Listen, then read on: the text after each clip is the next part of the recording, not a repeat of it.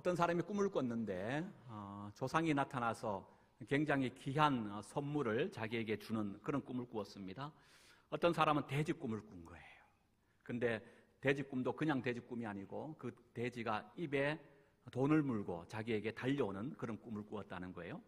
또 다른 사람은 이런 꿈을 꾸었습니다. 집에 불이 났는데 그냥 불이 아니라 굉장히 큰 불이 난 그런 꿈을 꾸었답니다. 여러분, 이 꿈은 뭘 의미하는 걸까요? 꿈을 해몽하는 해몽가들은 이 세 가지의 꿈이 전형적인 재물과 관련된 꿈이다, 이렇게 해석한다라고 합니다. 오늘은 꿈에 대한 얘기를 좀 하고자 싶습니다.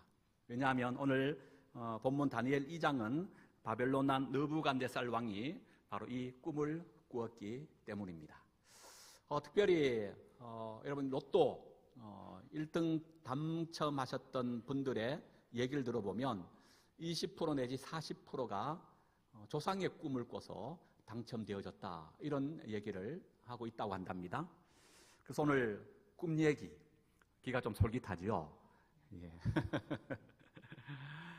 오늘 한번 다니엘의 이 본문 속에서 느부갓네살 왕이 어떻게 꿈을 꿨고 그 꿈을 하나님께서 어떻게 해석하기를 원하시는가라고 하는 지혜를 또 깨닫는 귀한 시간 되었으면 좋겠다 싶습니다.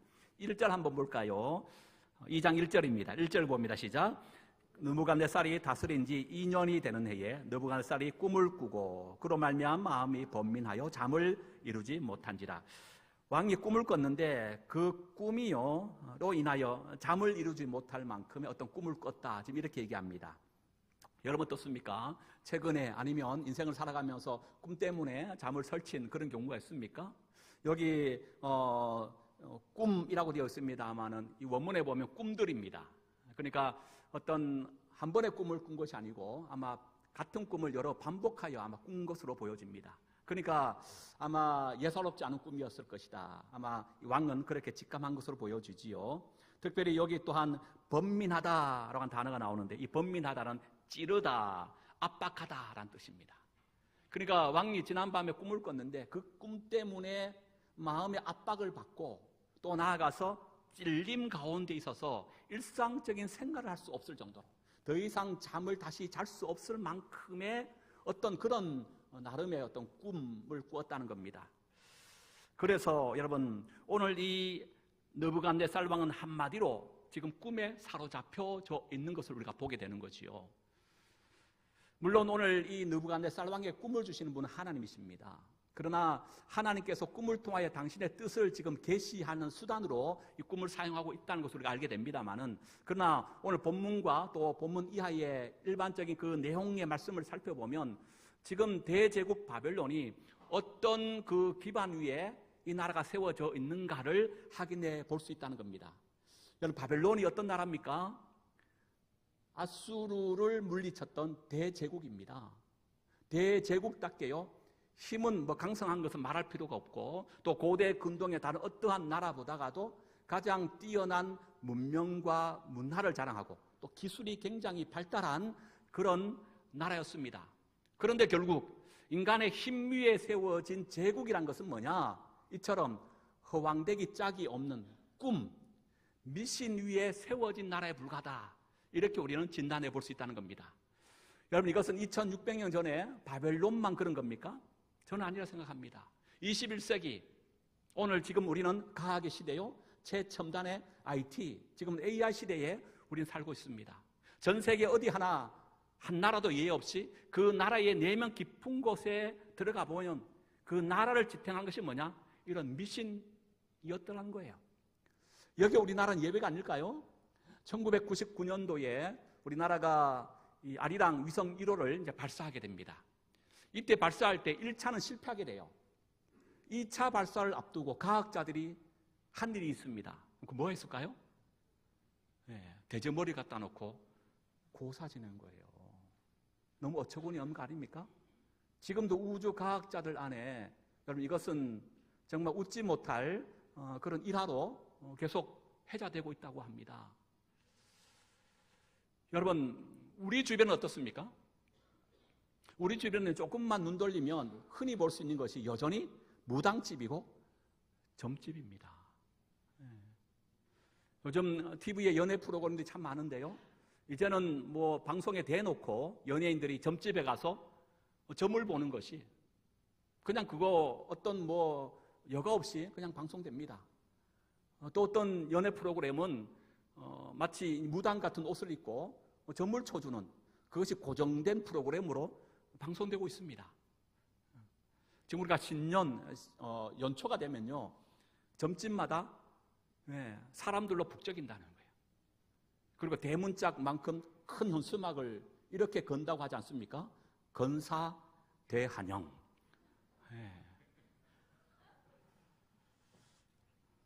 여러분, 2023년 기독교 사회 문제 연구원이 19세부터 34세 개신교인을 대상으로 조사한 결과에 따르면요, 점 사주 타로의 경험이 있다라는 응답자가요 무려 45.4%예요. 그러니까 뭡니까? 젊은 우리 기독교인들, 우리 청년들이요, 두 사람 가운데 한 사람은 점, 타로, 또 사주를 본다는 거예요. 2024년 미국 프리셔치의 발표 내용에 따르면 한국 기독교인의 30%가 지난 1년간 타로나 점을 본 적이 있다라고 응답을 했답니다. 남의 일이 아니라는 거예요. 지금 왕이 잠을 자다가 꿈을 꿔서 깼는데요, 이 꿈으로 인하여 번민하여 더 이상 잠을 이루지 못할 만큼의 꿈을 꾼 겁니다. 그리고 이 왕은 아침이 밝자마자 가장 먼저 한 일이 뭔가 하면 자신의 꿈을 해석받기 위하여 바벨론에 내놓으라 하는 소위 용하다 용한 점쟁이들을 다 불러 모은 겁니다. 꿈쟁이를 다 불러 모았다라고 하는 겁니다. 그들이 누구냐? 2절에 나와요. 2절 다시 볼까요? 왕이 그의 꿈을 자기에게 알려주도록 박수와 술객과 점쟁이와 갈대아 술사를 불렀다라고 되어 있습니다. 여기 박수라는 것은 남자 무당을 말합니다. 술객은요, 점치는 자, 마술사를 말합니다. 점쟁이는 예언자를 말합니다. 술사는 점술가입니다. 하늘의 별을 보고 개인과 나라의 기륭하복을 말하는 바로 그런 점술가를 말해요. 우리가 점술가 하니까 생각나는 이가 있습니다. 바로 동방박사입니다. 별을 보고 페르시아에서 예루살렘까지 왔다가 아기 예수님을 경배했던 동방박사들, 마고이라고 하는데요, 이들이 페르시아의 대표적인 바로 술사들, 오늘 본문에 바로 그런 부류의 사람이라고 지금 말하고 있는 거예요. 이렇게 각자의 자기 분야 속에서 나라와 개인의 운명을 말하는 최고의 소위 점을 치는 무속 신앙인들이 왕 앞에 다 모여 서 있는 겁니다. 이때 모든 사람을 대표하여 갈대아 술사가 왕에게 이렇게 얘기합니다. 왕이시여, 우리에게 꿈을 말씀해 주시면 우리가 당장 그 꿈을 해석하여 드리겠나이다. 의기양양하지요. 왜냐하면 자신의 주업이 바로 꿈을 해몽하는 그 일이었기 때문에 그렇습니다. 왕이여, 그 당신의 꿈을 우리에게 말씀해 주면 바로 우리가 해몽하여 드리겠나이다. 마치 이것은 식은 죽 먹기처럼 아무것도 아는 일이라고 그렇게 말하고 있는 것을 보게 됩니다. 이런 이들에게 왕이요, 청청병력 같은 말을 합니다. 그것은 다른 말이 아닙니다. 여기 여러분 5절 한번 볼까요? 5절 보십시다. 읽어봅니다. 시작. 왕이 갈대아인들에게 대답하여 이르되 내가 명령을 내렸나니 너희가 만일 꿈과 그 해석을 내게, 여러분 무슨 얘기입니까? 꿈과 뭘요? 그 해석을 알려라는 거예요. 여러분 이게 말이 됩니까? 일반적으로 아무리 용한 꿈쟁이를 할지라도 상대방이 어떤 꿈을 꾸었는지 꿈을 알아야 거기에 맞는 해석을 할 텐데, 왕은요 꿈도 맞추고 꿈에 대한 바른 해석도 하라는 겁니다. 이거 무슨 말입니까? 왜 왕이 이런 말을 한 걸까요? 다른 이유가 아닙니다. 변별력 때문에 그런 거예요. 예를 들어서 지금 왕 앞에 바벨론에 내놓으라는 꿈쟁이들이 한 100명 정도 서 있다 생각해 보십시다. 그러면 100명에게 왕이 자기가 꿈을 말했다고 하면 100명들이 그 꿈에 대한 해몽을 어떻게 할까요? 아마 제가 생각할 때는 100명이면 아마 100가지의 각자 다른 꿈에 대한 해석을 하지 않을까요? 그러니까 그러면 왕이 누구의 해몽이 맞는가 알 길이 없다는 겁니다. 그래서 왕이 뭘 얘기하는 겁니까? 바벨론의 지혜자, 나중에 이들을 지혜자라고 얘기하는데요, 이런 바벨론의 꿈쟁이라면, 최소한 용한 사람이라면 내가 지난밤에 어떤 꿈을 꾸었는지 그 꿈도 알고 그 꿈을 맞추는 자의 그 해석이 참 맞는 해석이 아니겠는가, 왕이 이렇게 생각했다는 거예요. 여러분, 그러면서 왕은 두 가지를, 이거는 뭐 제안도 아니고 일방적인 선포입니다. 벌과 상을 주겠다는 거예요. 먼저 어떤 벌을 내리냐, 만약에 이것을 하지 못하는, 꿈과 그 해석을 하지 못하면 어떻게 하느냐, 5절 하반절 나옵니다. 너희 몸을 먼저 뭐 하겠다? 쪼갠다는 거예요. 몸을 쪼개는 죽임을 맞이한다는 겁니다. 우리가 목을 치는 참수형은 우리가 들어봤는데 모르겠습니다. 고대 군동의 바벨론 시대에는 아마 사람의 몸을 찢어 죽이는 아마 그런 끔찍한 형벌이 있었던 것으로 보여요. 너희들이 만약에 내 꿈과 그것을 해석하지 못하면 그가 누구든 이 자리에서 다 사지를 찢어 죽여버리겠다는 거예요. 어마무시한 공포정치죠. 나아가 한 걸음 더 이렇게 얘기합니다. 너희의 집을 뭘로 만들어 버리겠다? 거름더미로 만들 것이다. 조선시대의 말로 빌면 삼족을 멸하겠다는 거예요. 이렇게 끔찍무식한 말을 하는 이유가 있습니다. 그만큼 왕은 지금 꿈에 사로잡혀서 그가 꿈에 대한 바른 해몽을 원한다라는 거예요. 그런 반대로 꿈을 해석하는 자들에게 왕은 세 가지의 상을 준다 말하죠. 6절에 나옵니다. 선물과 상과 큰 영광을 내게서 얻으리라. 여기 선물은요, 왕이 주는 하사품입니다. 왕이 직접 내리는 상을 말해요. 그리고 여기서 말하는 두 번째 상은요, 나라가 주는 상급을 말합니다. 세 번째 큰 영광이라는 것은 높은 자리. 바로 고위 간직에 세워주겠다라고 지금 말하고 있는 거예요. 여러분, 이때 다시 한번 갈대아 술사가 모든 꿈쟁이를 대표하여 왕에게 이렇게 말합니다. 왕이시여, 지금까지 아무리 크고 높은 왕이라 할지라도 우리에게 그 꿈을 먼저 말해주고 그것을 해석하라고 얘기했지, 왕처럼 꿈과 그 해석을 동시에 같이 하라고 한 왕은 없었나이다. 꿈과 그것을 해석할 수 있는 것은 인간의 영역이 아닙니다. 그것은 신이 하는 것일 것입니다 라고 말한 거예요. 이 말은 무슨 얘기입니까? 바로 미신의 자기 한계를 드러내고 있는 거예요. 나아가서 여러분, 이 말 속에서 우리는 중요한 의미를 발견해 볼 수가 있습니다. 무슨 얘기입니까? 오늘 여러분 11절 내 말씀을 제가 쉬운 성경으로 읽어드리겠습니다. 왕께서는 너무 어려운 일을 원하고 계십니다. 그런 일을 말할 수 있는 자는 우리 인간들과 다른 세계에 사는 신들 뿐입니다. 무슨 얘기라고요? 인간이라면 어떻게 말하지도 않는 꿈을 알 수 있습니까? 당신이 어젯밤 무슨 꿈을 꿨는지 그걸 누가 알 수 있어요? 꿈을 말해야 거기에 합당한 해몽을 할 텐데, 꿈도 맞추고 해몽할 수 있는 사람은 그 사람이 하는 것이 아닙니다. 신의 영역이고 하늘이 할 일입니다 라고 말했습니다. 제가 나름의 그림을 그려보면 이 갈대아 술사가 대표로 말했지만 그 갈대아 술사를 뒤로 한 모든 수많은 꿈쟁이들, 점쟁이들이요, 아마 이 갈대아 술사의 말이 끝나자마자 아마 이런 행동을 했을 것 같아요. 모두가 엎드리면서 한마디 하는 게 뭘까? 왕이시여 통촉하여 주시옵소서. 왜요? 자기의 목이 달아나는 편이에요. 자기가 죽을 뿐만 아니라 그의 가족 또한 걸음더리가 될 형편에 처해졌기 때문입니다. 왕은 어떻게 반응을 보였을까요? 단칼에 거절합니다. 그리고 이 왕은요, 아니 바벨론 제국이 어떤 제국인데 이거 하나 풀 수 있는 꿈쟁이들이 없단 말이냐.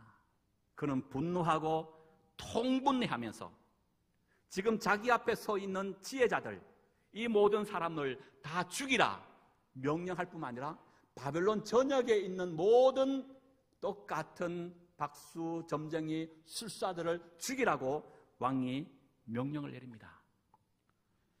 문제는 그 다음에 일어납니다. 이 지혜자 집단 가운데 누구도 포함되었을까요? 오늘 성경에 보면 다니엘과 그의 세 친구도 여기에 포함된 것을 봐요. 왜 그렇습니까? 우리 지난주 말씀 1장으로 돌아가면 다니엘과 그의 세 친구들은요, 이 왕이 주는 음식과 또 왕이 마신 포도주를 거부합니다. 대신 그들은 채소와 물만 마십니다. 열흘이 지나서 한번 그들의 얼굴을 보았더니 다른 또래의 아이들보다 얼굴이 빛이 나고요, 훨씬 더 건강한 거예요. 그리고 3년 동안의 스파르타식 바벨론의 이런 교육을 합니다. 여러분, 바벨론식 3년의 교육한 것은 어떤 교육일까요? 아마 그들의 교육은 다른 것이 아니었어요. 이런 점술, 바로 꿈, 바로 샤머니즘적인 미신적인 그런 공부를 한 겁니다. 그 3년 동안 이런 집중적인 교육을 하고 난 이후에 왕 앞에서 최종 테스트를 받습니다. 이때 여러분, 바벨론과 그의 세 친구들은 성경이 뭐라 얘기합니까? 다른 또래 아이들보다 지혜가 몇 배나 뛰어나다? 10배나 뛰어나다라고 말합니다. 그리고 한 걸음 다니엘은 나아가서요, 모든 서적을 깨닫고 모든 환상과 꿈을 깨닫게 되어졌다라고 성경은 말하고 있습니다. 그래서 여러분, 왕의 시험에 통과한 이 다니엘과 세 친구, 아마 바벨론의 이런 지혜자적 역할을 할 수 있도록 그곳에 세움받아 아마 그 일을 하고 있는 것으로 보여집니다. 지금 바벨론과 그 세 친구들이 죽임을 당하게 된 겁니다. 그런데 여러분, 이제 본론, 오늘 얘기하고 싶은 얘기가 그 다음이에요. 우리가 여기서 분명히 알아야 할 것이 있습니다. 다니엘과 그의 세 친구들은요, 비록 바벨론의 꿈쟁이들과 같은 일을 하고 있어요. 그 방법은 그러나 완전히 다르다는 것을 분명히 아셔야 됩니다. 바벨론의 술사들은요, 미신을 근거로 하여 기능하복을 말하는 자들이었다면 다니엘과 세 친구들은 기능하복을 말하는 자인 지혜자의 그룹 속에 속하였지만, 저들은요, 미신을 근거로 하였다면 다니엘과 세 친구들은 미신을 근거로 한 것이 아니에요. 뭘 근거로 했을까요? 오늘 19절을 보세요. 읽지는 않았습니다만 19절 볼까 시작. 이에 이 은밀한 것이 밤에 환상으로 다니엘에게 나타나 보임에 다니엘이 하늘에 계신 하나님을 찬송하였다라고 말하고 있죠. 그리고 여러분 23절로 봅니다. 나의 조상의 하나님이여 주께서 이제 내게 지혜와 능력을 주시고 라고 되어 있습니다. 여러분, 아마 다니엘이 기도하는 중에 그날 밤 환상을 본 것 같습니다. 그리고 하나님께서 그 밤에 다니엘에게 말씀하시기를 왕이 꿈꾸면 이런 꿈이고 그 꿈의 해석은 이런 것이다. 하나님께서 다니엘에게 직접 나타나셔서 지혜와 능력을 그에게 주셨다고 말하고 있습니다. 그렇다면 다니엘이 여러분 그 꿈과 해석을 하는 것은 미신적인 것을 기반으로 한 해석입니까? 아니면 하나님께서 그 밤에 다니엘에게 주셨던 말씀을 기초로 한 해석입니까? 예, 이게 중요합니다. 다니엘의 지혜의 근거는요, 미신에 있었지 않았습니다. 다니엘의 지혜의 근거는 오직 하나님께서 그에게 맡겨주신 말씀 위에 있었다라고 하는 사실이에요. 제가 여러분들에게 여러 번 말씀드렸습니다. 이 자리를 빌어 다시 한번 정리하시고 이 문제 때문에 흔들리지 않길 바랍니다. 시대를 크게 우리는 세 시대로 나눠볼 수 있어요. 구약의 시대, 예수의 시대, 예수님의 이후의 시대로 나눠볼 수 있습니다. 이 세 시대의 구분의 기준을 우리는 성경이라고 우리가 생각해 볼 수 있습니다. 성경을 기준으로 했을 때 구약과 예수님 이후의 시대로 이렇게 나눠볼 수 있다는 겁니다. 구약에는 아직 성경이 기록되기 전의 시대입니다. 예수님 시대는요, 성경이 한참 기록되고 있는 그런 시대입니다. 예수님 이후에는요, 성경이 기록된 이후의 시대, 이렇게 세 시대로 성경을 기준으로 우리 구별해 볼 수 있다는 거예요. 먼저 성경이 기록되지 않는 구약의 시대, 하나님께서는 이때 당신의 뜻을 계시란 뜻이 뭡니까? 하나님께서 당신의 뜻을 알린다. 그게 계시라는 거예요. 그러니까 하나님께 당신의 뜻을 계시하는데 계시의 방법이 아직 성경이 없던 시대이기 때문에 뭘로 당신의 뜻을 주로 계시의 방편으로 사용하셨을까요? 다니엘 시대처럼 꿈이었어요. 또 환상을 통하여, 때로는 하나님이 직접 나타나셔서 말씀하시는 경우도 있었습니다. 여러분, 바로 하나님께서는 구약 시대에는 성경이 없었기 때문에 이런 계시의 방편을 통하여 당신의 뜻을 계시하셨습니다. 그리고 신약 시대 때 이제 성경이 한참 기록되어져 가고 있는 그런 때입니다. 그때는 하나님께서 어떤 방법으로 당신의 뜻을 계시하시느냐? 기록되고 있는 성경의 말씀과 함께 구약의 계시의 방편이었던 꿈과 환상 이런 것들과 함께 당신의 뜻을 계시하셨던 그런 때였어요. 그리고 예수님 이후 성경 시대가 도래했습니다. 성경이 무엇입니까? 성경은 하나님의 계시의 몇 프로? 100% 완성인 책인 줄로 믿습니다. 그래서 여러분, 성경 시대인 오늘은 우리는 하나님의 뜻을 알기 위해서는 뭘 통하여서 알 수 있다? 말씀, 기록의 100%, 하나님의 계시의 100% 완성인 성경을 통하여 우리는 얼마든지 하나님의 뜻을 알 수 있다는 거예요. 그래서 많은 학자들은 말합니다. 성경이 기록된 이후에는 더 이상 구약의 계시의 방법으로 하나님이 계시하지 않으신다. 구약의 계시의 방법은 이제 닫혔다, 끝이 났다. 오직 하나님은 계시의 100% 완성인 말씀으로 우리에게 당신의 뜻을 나타내 보여준다. 이렇게 이제 보는 거예요. 여러분, 그런 의미에서 하나님의 뜻이 무엇인가 알기를 원하십니까? 뭐 하면 돼요? 여전히 구약의 계시의 방법처럼 꿈을 주세요. 환상을 나에게 보여주세요. 주께서 나에게 직접, 그 소위 이제 직통 계시라고 그러잖아요. 말씀해 주세요. 구약에는 가능할지 모르지만 계시의 100% 완성인 성경 시대는요, 그걸 통하여 이제 말씀하지 않으셔요. 오직 뭘 가지고? 말씀을 통하여 우리에게 당신의 뜻을 나타내신다는 거예요. 그러나 또 한편, 그럼에도 불구하고 여전히 일부 학자들 속에는 성경 외에 다른 구약의 옛 방편을 통하여서도 당신의 뜻을 계시하신다, 이렇게 보는 이들도 있어요. 저는 100% 성경을 통하여, 왜요? 성경의 계시가 100%가 아니고 95%나 99%, 나머지 5%나 1%가 부족하다면 그 부족한 것들을 구약의 계시의 방편을 가지고 당신의 뜻을 나타내는 도구로 쓸 수 있지만 성경 계시의 100% 완성이라 그래요. 더 이상 다른 계시 필요 없이 성경만으로 얼마든지 당신의 뜻을 알 수 있다는 거예요. 저는 여기에 동의합니다. 여러분들은 어디에 동의할지 모르겠지만, 그러나 한편 성경 외에 또 다른 구약적 계시의 방법이 잠시라도 조금이라도 열려져 있다면, 예를 들어 꿈 환상을 통하여 여전히 오늘도 하나님께서 당신의 뜻을 우리에게 밝히시는 도구로 사용하신다면, 여러분, 그것이 하나님의 뜻인가 아닌가 알기 위한 4가지 기준을 우리는 반드시 확인해야 된다는 거예요. 그 첫 번째 기준이 뭐냐면 성경입니다. 내가 지난번에 꾸었던 꿈이 과연 성경적인가? 성경에 기초한 바른 꿈 해석을 해야 돼요. 두 번째는요, 그 꿈을 통하여 하나님의 성품이 드러나는가입니다. 우리는 꿈의 내용도 그렇고 꿈을 받은 그 사람도 마찬가지예요. 하나님의 성품이 나타나는가? 하나님의 성품이 뭡니까? 거룩함이지요, 사랑이지요, 진리지요, 겸손이지요. 여러분, 그렇지 않습니까? 그러니까 하나님의 꿈을 받았다고 말하면서 한때 한국교회가 시끄러운 것 중에 하나가 뭡니까?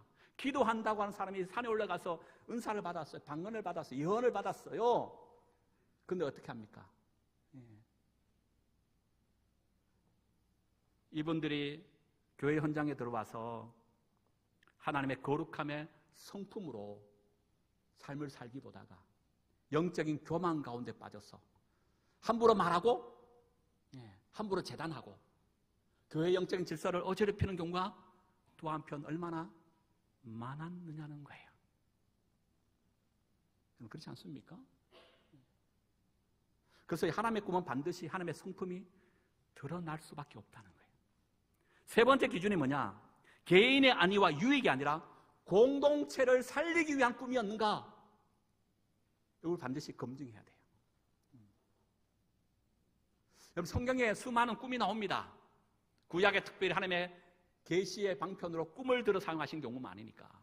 그러니까 그 꿈의 내용을 하나하나 잘 살펴보면요, 개인의 안위와 유익과 행복을 위하여 주신 꿈이 한 번도 없어요. 모두가 그가 속한 공동체와 나라와 민족을 살리기 위하여 꿈을 주셨더라는 거예요. 한번 볼까요? 대표적으로 꿈쟁이, 꿈 그러면 누가 생각납니까? 요셉입니다. 그렇지 않습니까? 요셉 그러면 우리 가장 먼저 어떤 인물이 생각납니까? 와, 애굽의 총리가 되어져서 높은 자리에 올라갔지. 여러분, 하나님께서 그의 꿈 준 것은 애굽의 총리 높은 자리에 올라가서 건세와 여러분 개인의 욕망과 야망의 자리에 세움받는 그 꿈을 주신 것일까요? 아니에요. 요셉은 어릴 때 꿈을 꿨습니다. 형의 11볏단이 자신의 볏단에 절하는 꿈을 꿉니다. 그리고 하늘의 해와 11별이 자신에게 절하는 꿈을 꿉니다. 요셉은 이 꿈을 까마득히 잊고 살았습니다.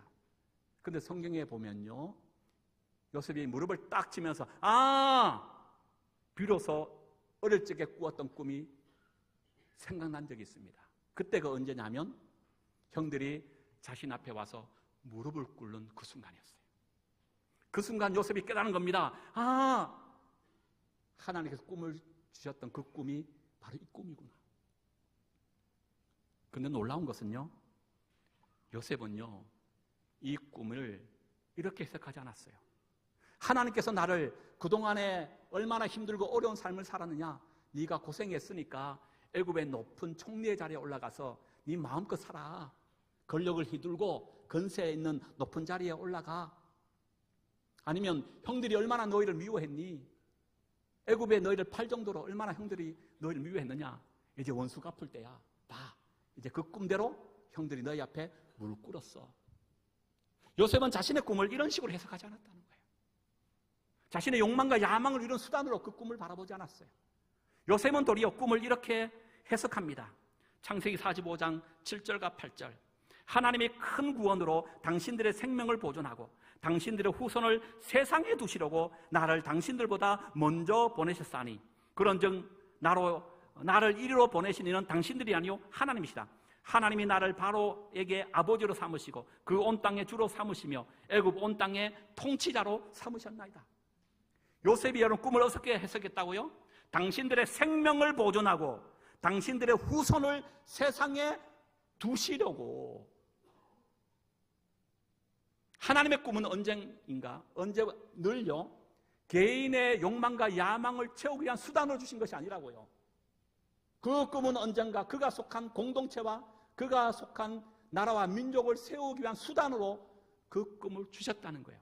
애굽의 총리가 된 요셉도 바로 총리 되게 한 그 꿈을 준 이유도 여기 있음을 요셉은 분명히 고백해요. 그러면 적용해보면 오늘 우리가 하나님의 꿈이라고 얘기하는 꿈은 지난밤에 꾸었던 그 꿈의 거의 저는 99% 거의 100% 생각합니다. 그럼 자신의 유익과 안녕을 위한 꿈입니까? 아니면 내가 속한 공동체를 살려내고 민족과 나라를 살리기 위함의 꿈이었습니까? 대개 우리는 하나님의 꿈이 나에게 주셨다라고 할 때 그 꿈은요 공동체를 살리고 유익하기 위함의 꿈보다가는 내 안녕과 유익을 위한 꿈이 아니었던가요? 그러면서 우리는 말해요. 하나님께서 나에게 그 꿈 주셨다. 프로이드는 꿈을 이렇게 얘기합니다. 현실 속에서 실현 불가능한 것들이 인간의 내면 깊은 곳, 이드라는 것에 잠재적으로 욕구가 숨겨져 있다가 그것이 꿈으로 드러난다는 거예요. 무슨 얘기입니까? 평소에 돈 나는 사람은 꿈에 무슨 꿈 꿔요? 돈 꿈꾸는 거예요. 정말 조상이 나타나서 1등 로또 당첨되었다. 20% 40%랍니다. 1등 당첨자들 가운데. 대접 꿈꾸면 꿈 좋잖아. 그 복권 사야지. 여러분, 그것은 미신에 근거해요. 로또는요, 신앙이 아니에요. 그것은 여러분, 뭡니까? 확률, 로또는. 설령 그 꿈을 꾼 사람들이 확률적으로 여러분 1등에 당첨된 이가 많다 할지라도 그건 역시 확률에 불과한 거예요. 여러분, 어쨌든 우리는 분명히 아셔야 돼요. 꿈은 내 개인의 유익과 안녕을 위하여 주신 것이 아니고, 그 정말 하나님의 꿈이 맞다면 그 꿈은 언제나 이웃을 향하여 나아가는 꿈이었더라는 거예요. 네 번째죠. 하나님의 꿈이 맞다면 그건 반드시 열매가 맺혀진다는 거예요. 마태복음 7장 17절 이렇게 말합니다. 이와 같이 좋은 나무마다 아름다운 열매를 맺고 못된 나무가 나쁜 열매를 맺는다는 거예요. 이 꿈에 하나님의 열매가 있느냐? 이 꿈을 꾼 사람이 삶 가운데 하나님이 기뻐하시는 열매가 맺혀져 가고 있는 걸 알아야 돼요. 그럼 이 열매가 뭘까요? 대표적으로 성령 9가지 열매. 사랑, 온유, 희락, 화평, 자비, 양성, 충성, 온유, 절제. 이런 열매가 그 삶을 통해 나타나느냐? 그게 나타나지 않는다면 하나님 주신 꿈이라 맞다 아니다? 나름 확인해 볼 수 있다는 거예요. 사랑하는 여러분, 우리는 항상 선택의 자리에 서 있습니다. 불안할 때 계산할 것인가? 아니면 기도할 것인가? 미래가 두려울 때 점을 칠 것인가? 맡길 것인가? 결과가 급할 때 우연을 붙들 것인가? 하나님을 붙들 것인가? 점술은 불안을 잠재우려 하지만 기도는 하나님을 더 신뢰하게 합니다. 그런데 지금 우리의 모습은 어떻습니까? 입으로는 하나님을 말하지만 마음으로는 돈을 기대하고 있지 않습니까? 기도하면서 우연을 붙들고 있는 것은 아닙니까? 정직하게 자신에게 한번 물어봐야 할 때입니다.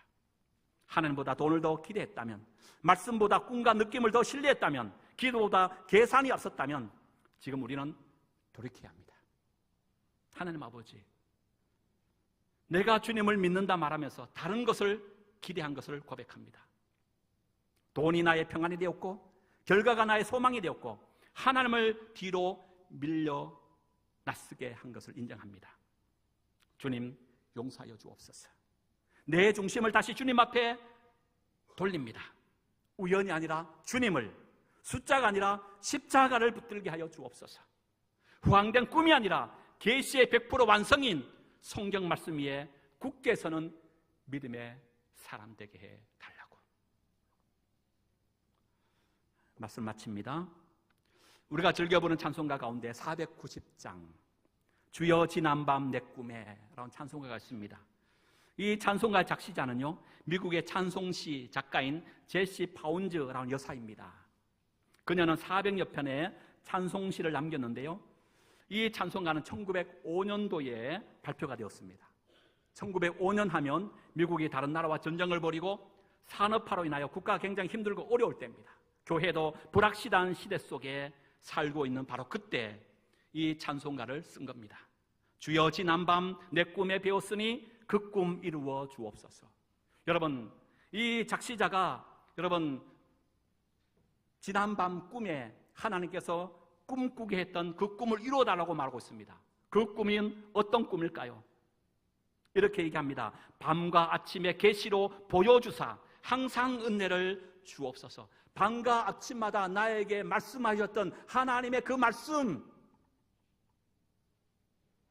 그걸 이루어달라는 거예요.